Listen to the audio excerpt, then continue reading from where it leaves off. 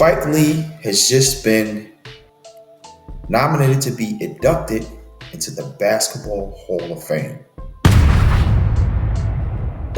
It's hard for me to say this with a straight face, ladies and gentlemen. It's hard for me to say this with a straight face. Now let me back up. Let me back up and give you guys a little bit of history on how this whole thing came about. You got some businessman, right? You got a businessman. And what is this guy there? I want to make sure I give you guys the real. The guy was a businessman. I think his name was like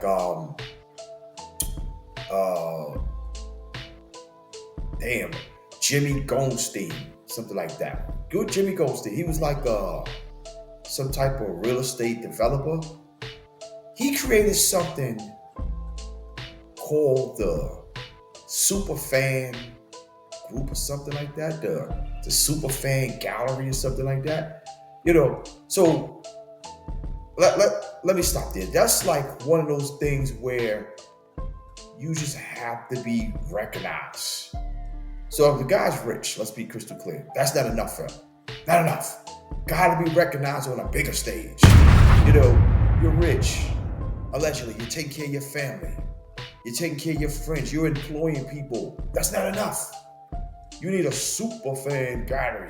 And this gallery is for people that's supposed to be super fans. So then certain people get into this super fan gallery's foolishness, right? Spike Lee's in. And now the Basketball Hall of Fame has decided to grab people from the super fan gallery and induct them into the Basketball Hall of Fame. Not only Spike is being inducted, you got Billy Crystal, you got what's the other guy, the actor, Jack Nicklaus for the Lakers. You got him. But my problem with this is that every arena, and I'll be crystal clear, every arena in the NBA has a super fan. So what are they doing that the other super fans from the other 27 arenas are not doing? In Brooklyn, we got Mr. Whammy. And this is a guy who I had a pleasure of meeting. I'll tell you guys a quick story. I'm sitting there at the Brooklyn Net game one day. And then I see a guy, old white guy, walk up to me with his wife. And they like, oh, hey, you Independent Rob. I said, yes, who are you? He said, you don't recognize me? Mr. Whammy. And then I took a double take. And I said, oh, wow, that is you. So Mr. Whammy is the guy who, when you take free throws, when opposing team take free throws, he sits under the basket and he puts the whammy on you. And him and his wife, God bless her soul, who she just recently passed away, they've been Net fans for over 25 years. They've been season ticket holders for over 25 years. And anytime you watch a Net game, you can see Mr. Whammy under the opposing team basket doing what he do. So what about him? But it's just not just Mr. Whammy. Like I stated, every arena has a super fan. Drake, he's a super fan of the Toronto Raptors. So are we putting Drake in Basketball Hall of Fame?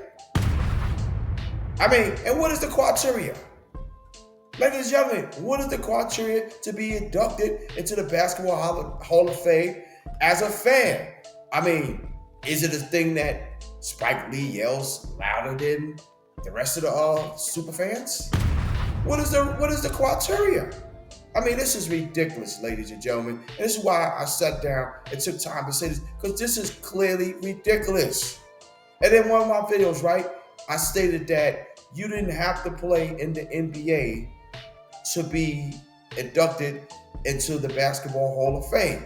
But when I said that, I was really referring to overseas players.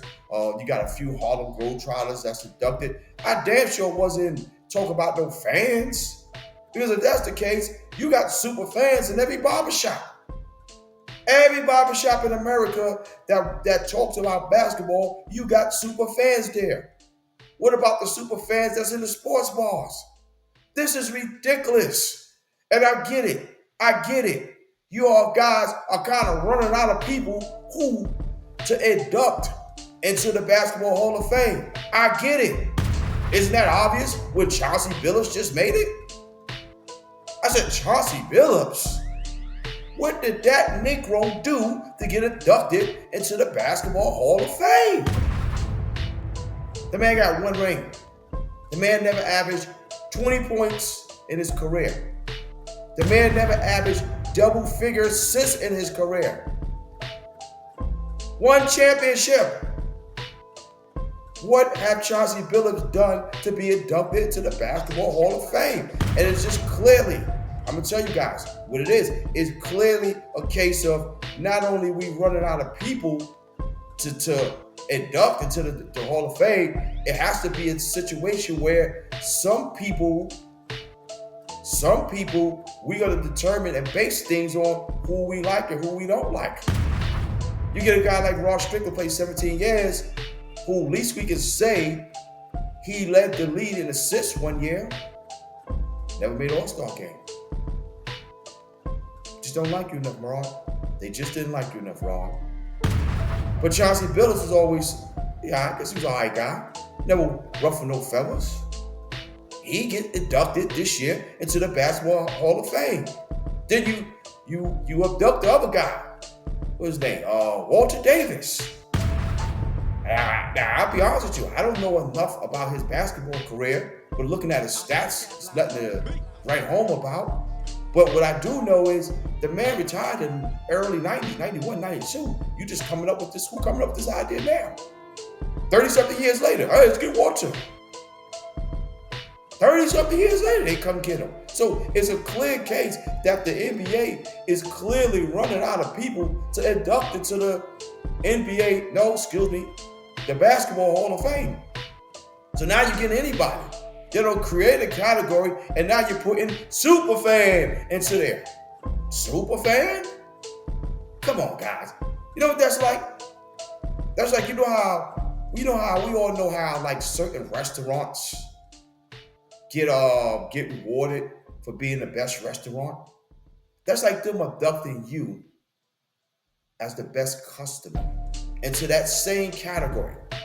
The same category as the best restaurant in New York, the best restaurant in Atlanta, best restaurant in LA.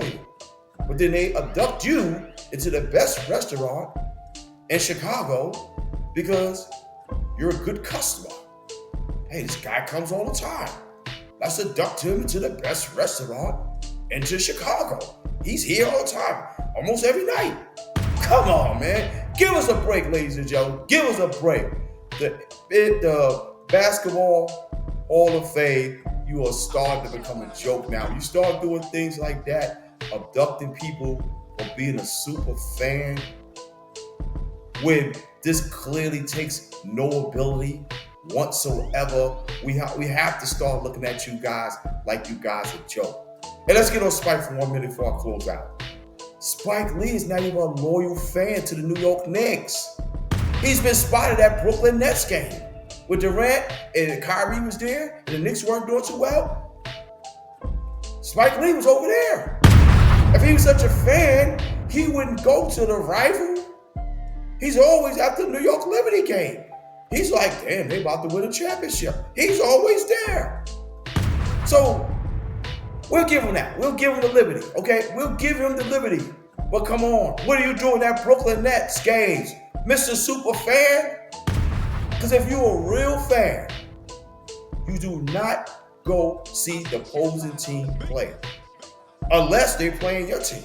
That's the only time you go see the opposing team play. So what does that tell us? That means you got 1 foot in, 1 foot out.